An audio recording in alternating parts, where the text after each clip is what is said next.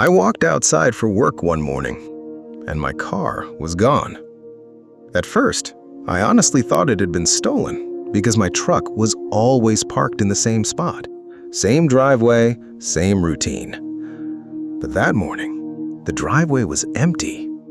And within the next few hours, I found out something far worse than theft. My own son had secretly sold it to pay off his debt. My name is Robert Hayes. I'm 52 years old, living in Tampa, Florida. I work long hours as an HVAC technician, not because I love working non-stop, but because bills don't stop coming. And after years of working physical jobs, you learn something quickly. If you don't stay financially careful, life can collapse fast. That truck wasn't some luxury vehicle. It was a 10-year-old Ford pickup. But it mattered to me because I worked years to pay it off, and more importantly, I needed it for work. Without it, I couldn't even do my job properly. That morning, I stood there confused for almost a full minute, looking at the empty driveway, trying to process what I was seeing. At first, I thought maybe it got towed somehow. Wrong parking issue, city mistake, something explainable. But deep down, something already felt wrong. Then I noticed something else. My son Ethan's car was gone too. And suddenly, my stomach dropped. Because Ethan had been acting different for weeks. Distracted, nervous, always on his phone. And anytime money came up, he'd instantly change the subject. At first, I ignored it. Because as a parent, you want to believe your kid will figure things out, even when the warning signs are right in front of you. I pulled out my phone and called him immediately. No answer. I called again, straight to voicemail. That's when the panic started turning into realization.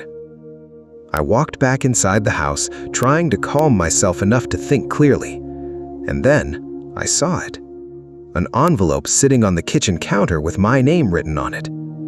My hands were already shaking before I even opened it, because somehow I already knew this wasn't going to be good. Inside was a short handwritten note. "Dad, I'm sorry." That was the first line, and honestly, my chest tightened immediately, because no good situation ever starts with those words. The note explained almost everything. Ethan had gambling debt, a lot of it, far more than I ever imagined. And according to him, people had started threatening him over money. That's when everything suddenly started making sense. The stress, the secrecy, the strange behavior. But then I read the line that changed everything. I sold the truck because I didn't know what else to do. I must have reread that sentence 5 times because part of me genuinely couldn't process it. Not just that he sold it, but that he sold my truck without even telling me. And in that moment, I realized something painful. This wasn't just about money anymore. This was betrayal. My son didn't just sell my truck, he sold the thing I depended on to survive without ever asking me. I sat at the kitchen table for almost 20 minutes, just staring at that note.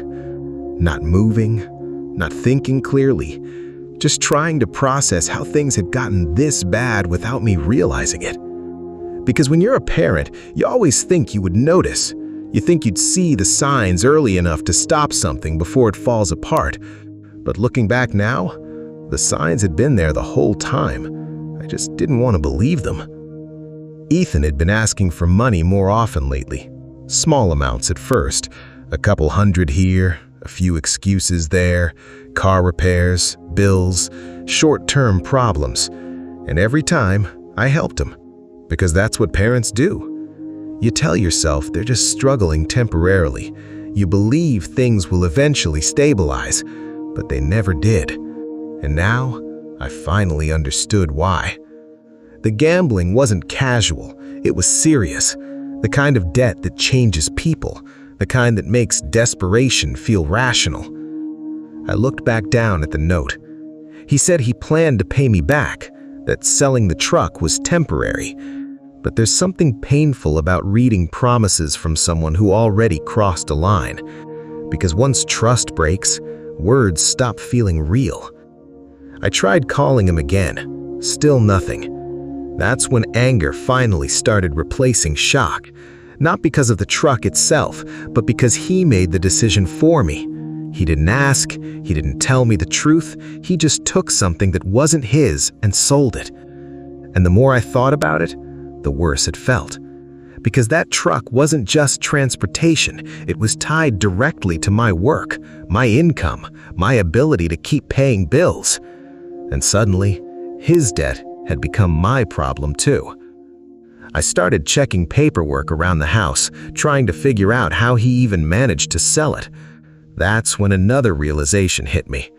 Months earlier, I had accidentally left the truck title in a file cabinet Ethan knew about. At the time, it didn't seem important because I trusted him completely. Now, that trust felt unbelievably naive. I called the dealership listed on the temporary sale paperwork attached to the note. The man on the phone sounded uncomfortable almost immediately. Apparently, Ethan told them I already approved the sale, said it was a family decision, and because he had the paperwork, they believed him. That sentence made my blood boil, not just because he lied, but because he used trust as a weapon against me. The dealership told me the truck had already been resold at auction, meaning it was gone for good. No easy reversal, no quick fix. And hearing that made something sink in emotionally. Because until that moment, part of me still believed this could somehow be undone. But now, reality felt permanent. That truck was gone, and so was a piece of the trust I had in my son. Late that evening, Ethan finally texted me. Just one message. I didn't know what else to do. And honestly, that message frustrated me more than the note itself. Because desperation explains behavior, but it doesn't excuse betrayal, especially betrayal that hurts the people trying to help you. And sitting there alone that night, I realized something painful. Financial problems don't just destroy money. Sometimes they destroy relationships too. My son's debt didn't just cost me my truck, it changed the way I looked at him forever. I barely slept that night. Not because of the truck, but because my mind kept replaying the same question over and over again. How desperate does someone have to become to secretly sell their father's vehicle? And honestly, that question hurt more than the financial loss itself, because part of me kept wondering if I somehow missed something important. If maybe I should have noticed how bad Ethan's situation was getting. If maybe I could have stopped things earlier. But another part of me knew something difficult. You can help people, you can support them, but you can't control the choices they make, especially once desperation takes over. The next morning, I finally heard from Ethan directly. Not a text, a call. And the second I answered, I could hear how exhausted he sounded, like someone who hadn't slept in days. At first, neither of us said much, just silence, heavy silence. Then he finally said it.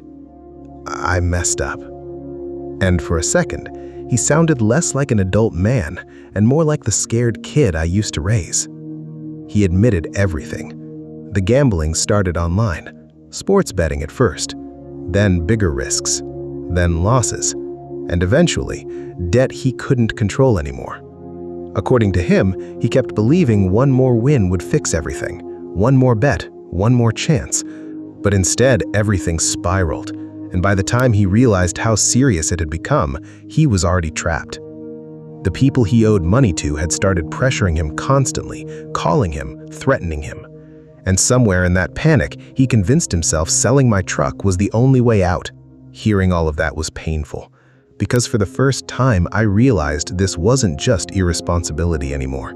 It was addiction. And addiction changes people. Not always permanently, but enough to make them do things they never imagined themselves doing. That realization didn't erase my anger, but it complicated it. Because suddenly, I wasn't just dealing with betrayal, I was dealing with a son who clearly needed serious help. And honestly, that emotional conflict was exhausting. Part of me wanted to yell at him. Another part just felt sad. Sad that things had reached this point. Sad that fear and debt had completely taken over his judgment. But one thing became very clear during that conversation. Things could not continue the way they were before. Because trust without boundaries eventually becomes risk, especially when addiction enters the picture. I told Ethan something difficult that day. That I loved him, but helping him didn't mean protecting him from consequences anymore. Because real help sometimes means forcing someone to face reality, not rescuing them from it. Over the next few months, things slowly started changing. Ethan entered counseling for gambling addiction, got a steady job again, started trying to rebuild his life.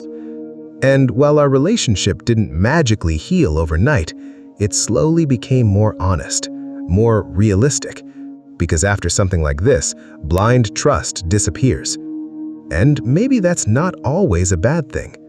Sometimes, boundaries are what keep relationships alive, not unlimited forgiveness. And if there's one thing I learned through all of this, it's this. Financial desperation can make people do things you never thought possible, even family. Which is why protecting your finances and protecting your boundaries matters more than most people realize. My son didn't just sell my truck to pay his debt. He forced me to learn that love and trust are not the same thing. If your child made a terrible financial mistake, would you protect them from the consequences? Or would you make them face reality? Because sometimes helping someone and enabling them are two very different things. What would you do in this situation? Leave a comment, like if this story felt real, share this with someone who needs to hear it, and subscribe to Dollar Confessions for more emotional money stories.